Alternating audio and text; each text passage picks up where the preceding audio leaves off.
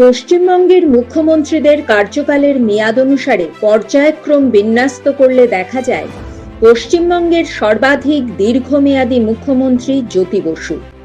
তাৎপর্যপূর্ণ বিষয় হলো স্বাধীনতার পর প্রথম মুখ্যমন্ত্রী প্রফুল্লচন্দ্র ঘোষের কার্যকালের মেয়াদ সর্বাপেক্ষা কম। পশ্চিমবঙ্গের মুখ্যমন্ত্রীদের মধ্যে দীর্ঘতম মেয়াদের রেকর্ড জ্যোতি বসু। 1977 সাল থেকে 2000 সাল, 23 বছরেরও অধিক। বর্তমান মুখ্যমন্ত্রী মমতা বন্দ্যোপাধ্যায় অষ্টম মন্ত্রিসভার শপথ গ্রহণ করেন। 2011 সাল থেকে টানা 14 বছর 9 মাস দায়িত্ব পালন করে তিনি দ্বিতীয় স্থানে আছেন। উল্লেখ্য, রাজ্যের প্রথম নির্বাচিত মুখ্যমন্ত্রী ডক্টর বিধানচন্দ্র রায় দ্বিতীয় মুখ্যমন্ত্রী।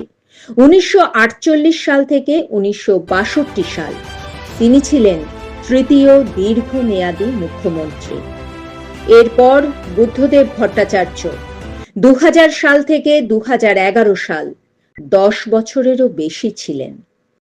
মুখ্যমন্ত্রীদের কার্যকালের তালিকা অনুযায়ী ক্রমান্বয়ে দেখা যায় প্রথম স্থানে জ্যোতি বসু, দ্বিতীয় স্থানে মমতা বন্দ্যোপাধ্যায়, তৃতীয় স্থানে ডক্টর বিধানচন্দ্র রায়, চতুর্থ স্থানে বুদ্ধদেব ভট্টাচার্য, পঞ্চম স্থানে সিদ্ধার্থ শঙ্কর রায়, ষষ্ঠ স্থানে প্রফুল্লচন্দ্র সেন, সপ্তম স্থানে অজয় মুখার্জি, অষ্টম স্থানে প্রফুল্লচন্দ্র ঘোষ।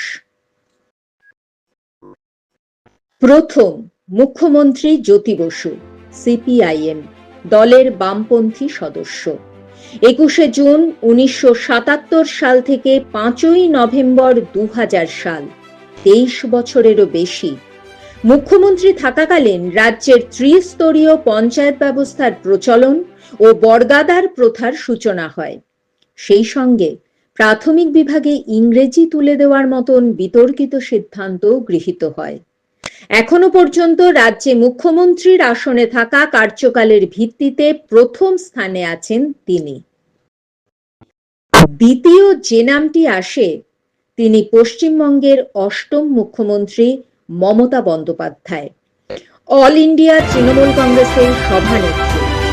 তিনি দীর্ঘদিন বিরোধী দলনেত্রী থাকাকালীন তৎকালীন বাম সরকারের বিরুদ্ধে লড়াই সংগ্রাম করেছেন। একসময় নো আইডেন্টিটি নো ভোটের দাবিতে মহাকরণ অভিযানে নিরীহ মানুষের উপর নির্বিকারে গুলি চালানোর ঘটনা সকলেরই জানা আছে। এরপর তৃণমূল কংগ্রেস গঠন করেন তিনি। লড়াই আন্দোলনের তীব্রতা বহুগুণ বাড়ে। নন্দীগ্রাম থেকে সিঙ্গুর আন্দোলন মানুষের